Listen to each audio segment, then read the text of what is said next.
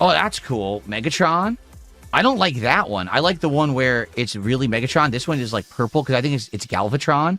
Oh, it's Megatron and Galvatron fused. I don't like that. I want one or the other. I don't like half and half. I have no idea what that is. It comes in denim are so crazy, like obsessive. It comes in denim hyperfixated autistic. Do so?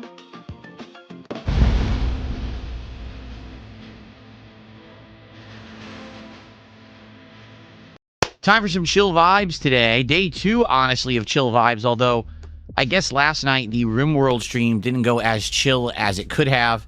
Last minute, within like the last half hour, everything went to hell in a handbasket, and next time we play RimWorld, we'll have to recover from that. I think today, hopefully, will be a way more chill day, with Pokemon Fire Red continuing on this stream, and then later tonight, our second attempt at Retro Rewind, a throwback game to the 90s, the days of video, what was it, VHS tapes, video, what did that stand for? Video cassette.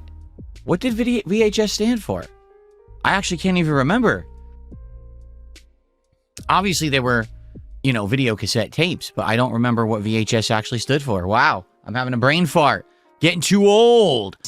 My birthday is almost here. That's right, it is almost time for the DSP the DSP Birthday Bash Marathon. It happens every year on April 6th, and we are almost there. All right?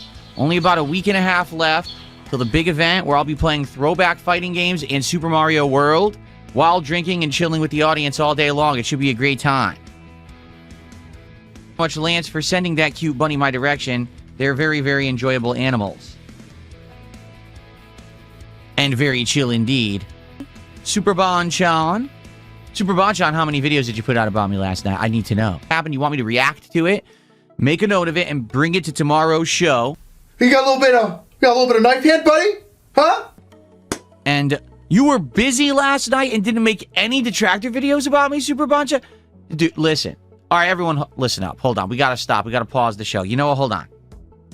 We got to pause the music. You have to learn how to be a better detractor.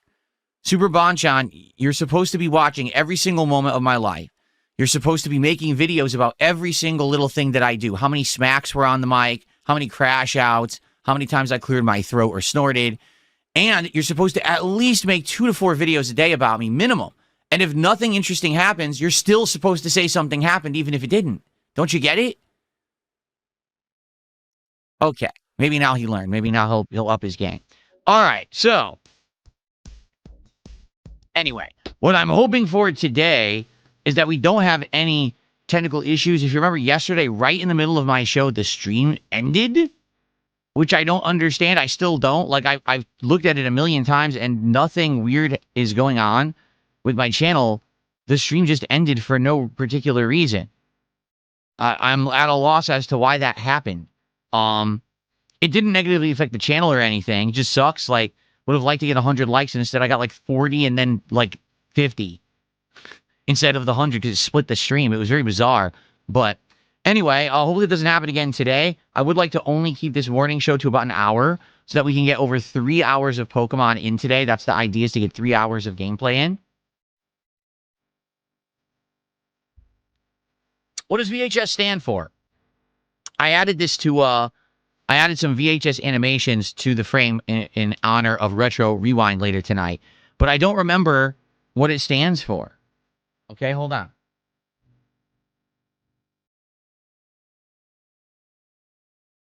Video Home System. Oh. I don't even think I knew that. I really don't even think I ever knew that. It was developed by JVC. Interesting.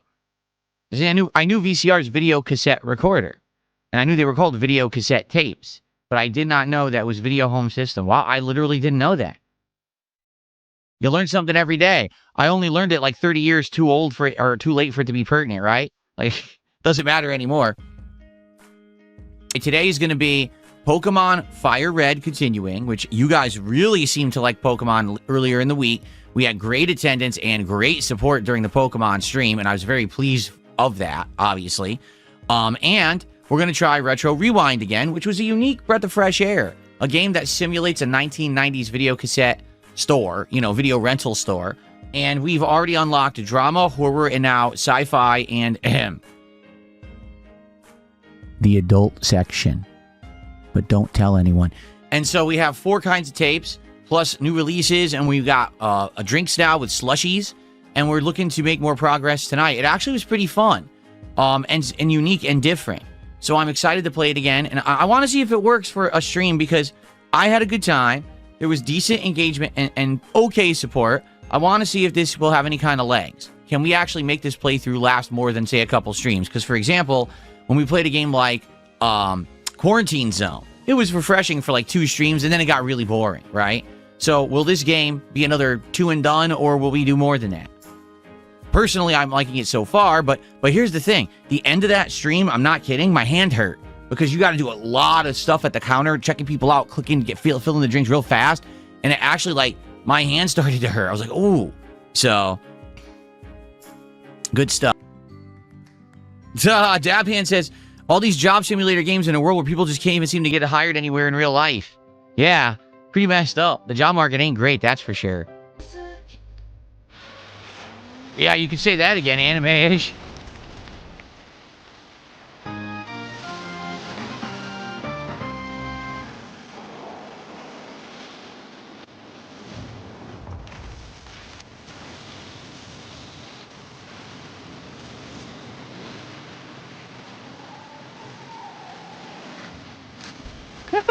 Is the era of a blind DSP playthrough over? It seems like these days you rely solely on the audience to guide you. Depends. So, for example, if I'm playing a hot new AAA release, all right, like Resident Evil, no, I don't want the audience to guide me, okay? If you watch Resident Evil 9, you'll see I pretty much played it solo. If I got stuck or if I missed something that I was completely going to miss and not see or something like that, and the audience helped me, great. If it's a genre of game or something new that I'm first getting kind of exposure to, and it's a fan favorite. Like, for example, RimWorld. If people didn't help me with RimWorld, I never would have liked it. You have to understand that. Like, I'm a streamer, and I have to try to make entertaining content. The game is so complex that if someone didn't help me to understand it, there is absolutely no way that I would have ever enjoyed it. I would have gotten so lost in the game and its menus and everything that the playthrough would have been a failure. Instead, we have interactivity, we have engagement, and guess what? The playthrough's a huge success and everyone likes it, right? So, listen, I understand that there's some people out there who are like, oh, well, if someone helps him with the game, then it's not as fun to see him struggle or whatever. Yeah, no one cares. Okay? No one cares. You're thinking about an era of creation, content creation, that's so fucking outdated. You're thinking of an era when it's just me sitting here by myself, isolated, on a couch, with a TV, playing for myself, by myself, struggling with a game, and everyone laughs at inept Phil playing a game and failing. Those days are over. Today, I am an interactive streamer. I'm an engaging streamer. I'm someone who completely talks with the audience at all times. That's part of the enjoyment of the stream. It's the social interaction. Now, I understand that not everyone can be live at the streams, and I get that. There's a disconnect. But times change. When I became a streamer, all this stuff went out the window. People want to talk and interact constantly. I'm not going to ignore my audience because I'm playing a game for the first time. Now, I don't want someone to completely hold my hand and explain everything. Like, for example, I'm playing Crimson Desert, right? When I get to that first boss and I can't figure it out, I did not want someone to spoil it and be like, so what you're supposed to do is use this puzzle mechanic, use this light, shine it in his face, and stun him. That's fucking stupid. All right? Like, yeah, I couldn't beat him for an hour. What's my honest opinion? The combat's not very good. The bosses should be designed better. That's my opinion. If someone had completely spoiled it right away, oh, when you get to this boss, for the record, you can't just fight him. You got to puzzle. You have to do this. Then I don't get that honest experience out of it, right?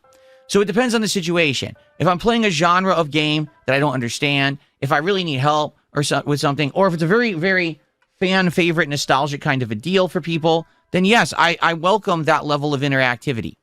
I do. Okay? And I think the problem is people just want to see Phil struggle. Well, too bad. Too bad. If I'm playing a FromSoft game for the first time, yes, of course I'll struggle through it. That's the point.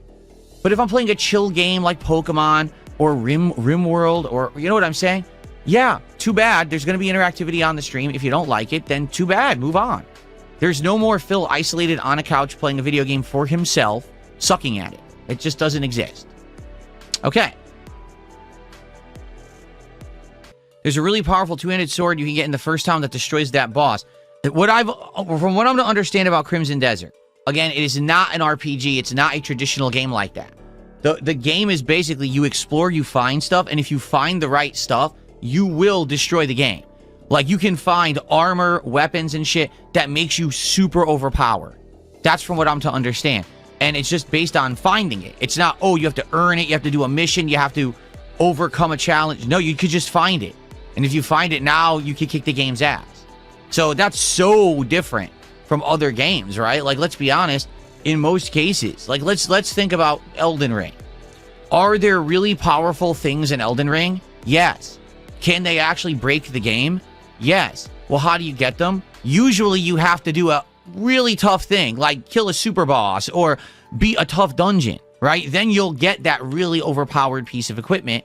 And even then, you still have to have the resources to level it or whatever. In this game, Crimson Desert, just find the item. It's just there. Oh, okay, now you're overpowered. Oh, okay. So that's very different, right? It rewards exploration. See, that I understand. If the game's all about just full-on exploration and then finding items and now you get rewarded for it, well, cool, right? And I think tomorrow that's what we'll do. We're not going to go run right to that boss again and fight him. We're going to go do other stuff. We're going to do other missions. We're going to explore. We're going to look for stuff. And then after a while, maybe a couple hours, maybe by the end of the stream, we'll try to go back to the boss and see if we can beat him or whatever. Okay? I'm going to give it a second shot because the truth is I was enjoying Crimson Desert until we got to the mining camp. Like, no lie. Everything I did up to then I found enjoyable. It was just the mining camp was where I hit the wall and was like, wow, this combat stinks.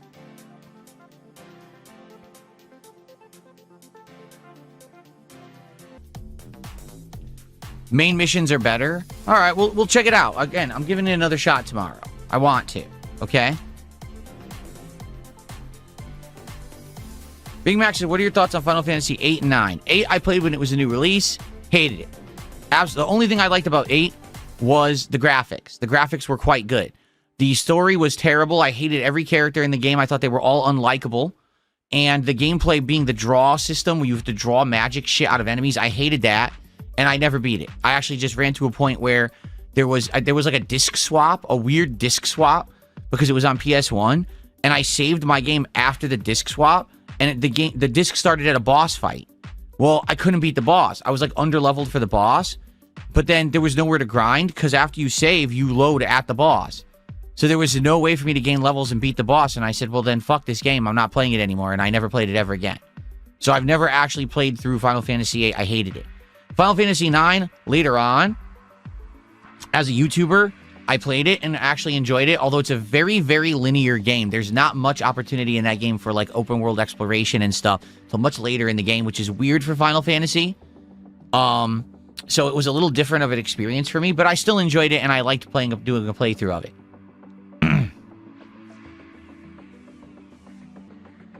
My favorite Pokemon probably is Gyarados. Is it Gyarados or Gyarados? I never know how to pronounce it. Because I like that it evolves from Magikarp, like the crappiest Pokemon ever.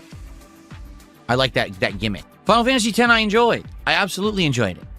Again, only played it once as a YouTuber, as a playthrough. And I did like the game a lot.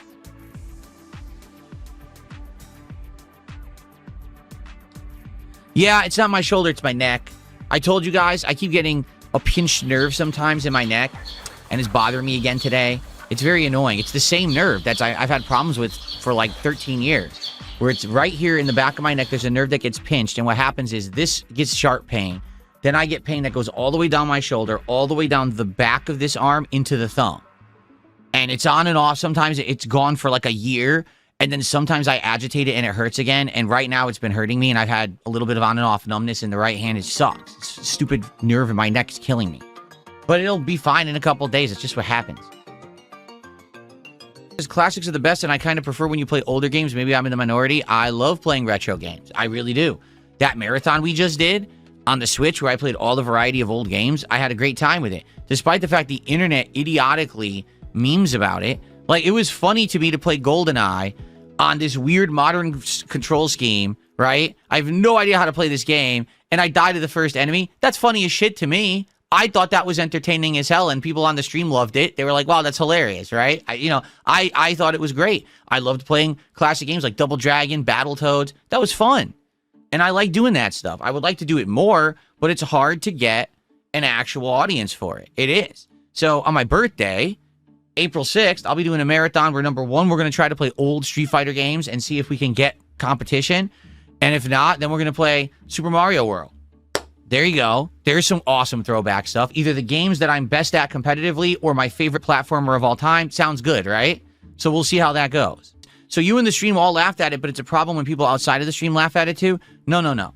When I laugh at it and you laugh at it, we have a good time on a stream. That's my content that I benefit from and you benefit from. When someone clips the fucking stream, throws that on the internet, doesn't even credit the original person who created the clip, and then presents it in a negative light, like, oh, look at this guy, he's the worst gamer ever. It's like, no, we were all watching the stream. You know what the marathon was. I was drinking, okay? I told you I've never played GoldenEye once before. I don't know how the game controls or plays, and I'm playing it on a modernized version with a modern controller where the controls are not the N64 controls. In context, the clip is funny as shit, okay? Out of context, the clip's malicious as shit. And that's the problem. People clip the shit, put it out of context. Does that benefit me? No. No one came to DSP Gaming and benefited me because they stole the content and put it on social media. That's the problem. Do you understand? Let's see how trolls play when they drink, says Glorious Draven. No, I would have played that shitty anyway. Even if I hadn't been drinking, I still would have messed up because I don't know how to play the game. I've literally never played original GoldenEye once. That was the first experience I ever had with the game. And I was playing it with this controller, which is not the N64 controller. So I didn't understand that the left thumbstick is like forward, backward, left, right. But also you have to aim with like the D-pad. It was really bizarre. And you fire with left trigger. Have you ever played a first-person shooter in your life that you fire with left trigger, not right? No, I literally never have. So for me, it literally was a first time experience with that game, not knowing what the hell I was going to do. I probably still would have died to the first enemy, even if I hadn't been drinking, okay? But in context, that's funny. Oh, God, here's a 40-year-old guy who's never played this game before. He doesn't know what he's in for, and he's going to try to play it with controls he doesn't understand. This is going to be hilarious, and it was. But then you're like, okay, I get it. That was funny. That's, it's meant to be, okay, it was a funny moment that Phil created for us. That's great. We laughed. We're grateful. Not, oh, wow, this guy's the worst fucking gamer on the planet, and everyone should say that he's a horrible person, and let's laugh at his ineptitude, and then say that he doesn't deserve any kind of popularity or success on the internet. No, fuck you. And then you stole the content and didn't credit the channel either. It didn't say clip from DSP Gaming. It was just stolen. It's fucked up. There's a difference. There really is a difference. Play a lot of retro games, I'll get something like that. Like, for example, also playing like Mario 64, to have the N64 controller would be better than trying to play it with like any of these that I have. But, right now there's not much demand for it. Like I said, it's not ongoing. And even that marathon didn't do great or anything. It was fun. It was a chill day, but it's not like there was mass demand for it or anything. Oh, I heard about this. I'll comment on it. Someone tipped $5 and says, Fox McCloud is in the Super Mario Galaxy movie, confirmed by the official movie Twitter account. I want you to think about this. Fox McCloud from Star Fox is in the Super Mario Galaxy movie. Do you see my point about what they're doing? The culture slop they're creating? This is the same point I made about the first Mario movie. Why was Donkey Kong and Mario Kart in it? That it's not a Mario movie. It's essentially a Nintendo mashup movie, right? So now Fox McCloud is in the Mario Galaxy movie. So it's not a Mario movie. It's a Nintendo culture mashup movie. I don't like that. I want a Mario movie, and they haven't made one yet. I'm still waiting for one. Of course, I saw the live-action Mario movie from the 90s. It's a cult classic. I love it. I really do. It's one of those, such a horrible movie, it's good movies. I went to the movie theater with my dad to watch it, thinking it's going to be Mario. And we both walked out of the theater with our jaws open like, duh, what the fuck was that? We couldn't believe it. We couldn't believe that was the movie that they came up with. So, but I still like to watch it every once in a while. I have a great time watching it because it's such a bad movie.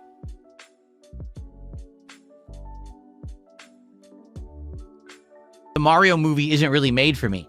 Well, it's apparent. It's apparent that these Mario movies are not made for actual fans of Mario, and that's pretty sad, I think. You would think that when finally, after all these years, Nintendo decides to get invested and make movies about these long-standing game franchises that people have been playing their entire lives, that the people who would be the target demographic and audience of the movie would be people who've played the games. But I guess not. That's not what they're going for. How serious could you make a Mario movie? Well, let me put it this way. I'm pretty sure they could have done something with, like, the lore of Mario 1, 2, or 3, or all three together, right? And made a movie that was still good for kids, but actually would be like the games from your childhood. Just saying. Like, they could have gone for that. They could have actually said, hey, you know, millions of people around the world have played and enjoyed these games. Let's turn that into a movie. But instead, they said, let's just take as much IP as possible from Nintendo, cram it into one just unintelligible, colorful, loud mess, and release it and say that it's the Mario movie when it's not the Mario movie.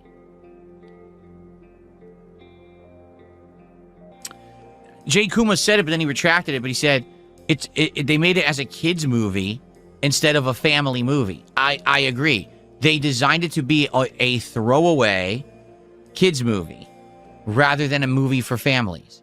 I prefer a movie that, if you're watching it, there's something there for adults, there's something there for kids, there's something there for teens. That's a family movie. It's enjoyable by all audiences. I feel like the Mario movie is enjoyable just by children, because if it's an adult, it gives you a fucking headache. Would I ever watch a movie on stream? How would I do that? You can't do that. It's illegal.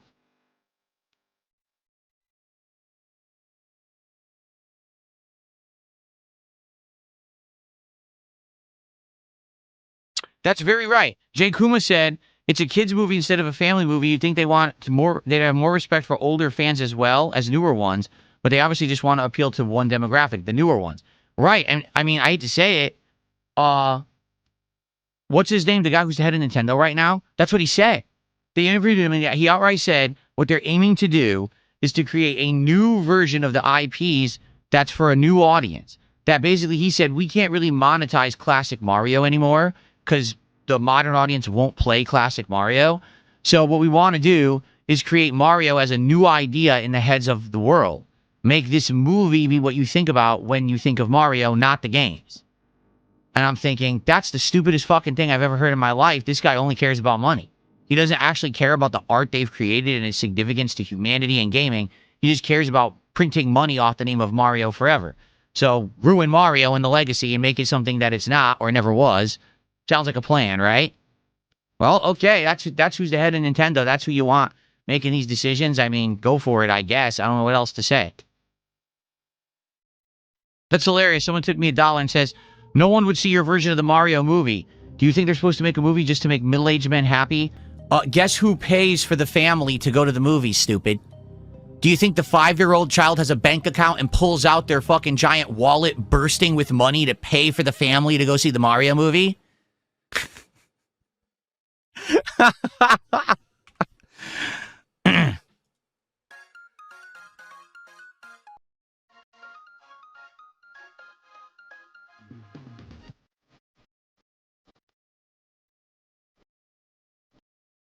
Okay, Virtual Void defeats DSP says, hear me out as someone who has a 3-year-old. When they want to go see something, you'll pay for it. You don't take your feelings of the movie into account. Fair enough. Now, let's say your 3-year-old says, I want to go see the Mario movie. You pay for it, you go.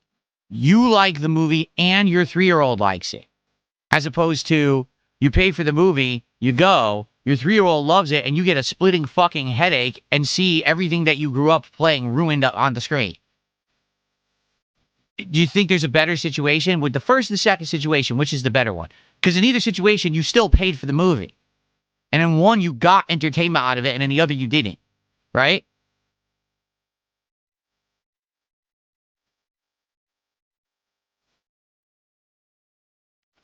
But like I said, I don't want to talk about this all day. No, but the point is, it is ruined because literally the person in charge of Nintendo has said he wants everyone to forget about what Mario was and only think of Mario as these movies. So it is being ruined. That's the point I'm making. It would be one thing if they were like, okay, so you can have this, but you can also have this. He's saying, forget that. only have this moving forward. And that's not cool. It's the same thing with Street Fighter. Right now, I wouldn't have a problem if there was a version of Street Fighter that played more like the old games and the modern Street Fighter that I think is slop. Then at least it caters to both audiences. You can have this and this. Instead, Capcom says, no, just have the modern slop. There's no more skillful Street Fighter. It doesn't need to exist anymore. Forget about it. I don't like that. That's what I grew up playing. That's what I like. Why can't I have what I like and the new stuff too? Because the truth is I would play both. I wouldn't like Street Fighter 6 as much, but I would still play it, but I would also play the classics. Instead, Capcom says, oh, you want the classic? Here's a collection that'll last 3 months that has no crossplay, no features, and no longevity, and after 3 months, sweep it under the rug, keep playing our modern slot. Pisses me off. Is it $20 to name a Pokemon today? If you want to specifically pick and name a Pokemon, sure, we'll do that. We could do that. But the problem with this game, Fire Red, it's not a problem. It's just that it's a different mechanic than other Pokemon games that I've played. In most Pokemon games I've played, you catch the Pokemon, you can name it, and then you can just rename it on the fly, or you can just skip naming and name it later. The problem is with this one, you have to name it when you catch it.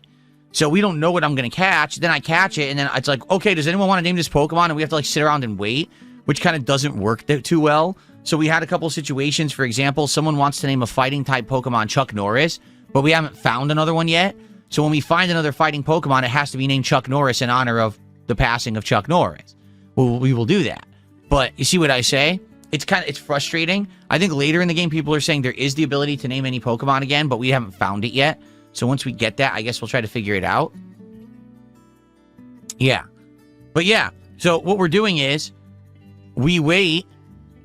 We catch a Pokemon. We wait and see if anyone wants to name it. If not, we just pick a name randomly from suggestions from the crowd, and then later on, if someone wants to specifically name a Pokemon, when we find the Pokemon namer, we can do that too. Burger King. There's two things going on at Burger King simultaneously. First off, they apparently have done a new Whopper. What does that mean? They took the Whopper sandwich, which was the traditional one that's always been good. They gave a different kind of bun, some kind of a different tasting mayonnaise, and supposedly they're doing something different with the meat, but I don't know. That's what I've been told, okay? So apparently the Whopper is new. It's changed. But in addition to that, supposedly on Monday, the 30th, okay? Supposedly, there's a new burger too. I think. I'm not 100% sure, but I think they're launching a new burger on Monday. Peppercorn something Whopper? Yeah. The Peppercorn BLT Whopper will be available nationwide on the 30th. So, it's a quarter-pound beef patty topped with peppercorn mayo, crispy bacon. That's false. Burger King does not have crispy bacon at all. It's like rubber. Crisp lettuce and tomato, and cheese on a toasted sesame bun. So basically, it's not special at all, but it is not something they would normally offer. So what we can do is on Monday, if it's there, we can get both the revamped Whopper and this new Peppercorn BLT Whopper, and we can do a head-to-head taste test, and I'll tell you what I think. And that could be DSP Tries It for Monday. Okay? There you go. And if that bacon is crispy, I'd be shocked, because I haven't had a crispy piece of bacon at Burger King in like 20 years. The entire time that I've done DSP Tries It at Burger King, it's always been the most soggy microwave bacon I've ever seen. How was DSP Tries It this week? One of the best ever. No exaggeration. That was the best chicken sandwich I've ever eaten. And it was from Chick-fil-A. It was amazing. You should absolutely check out the episode if you haven't seen it yet. Let's take a look at how it's performing. And would you build a Marvel Blockies model kit on stream? Or perhaps the new Pokemon Legos? That would be chill interactive content. First of all, I'm not aware of what this is. Let me take a look. Marvel Blockies? Never heard of that.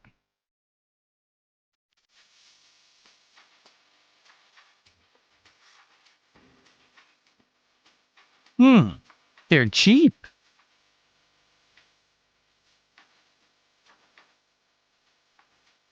Let's take a look. Whoa, this is a glitch. Oh my god, their website's completely glitched. Oh god, where do you guys see this? Their website is all messed up. Watch this. Half the pictures don't load. Look. Oh, that's not a very good representation of your products, Blocky. He's just saying. That looks awesome. Look, it's all fucked up. Some of them look good, some of them look terrible. They're not loading.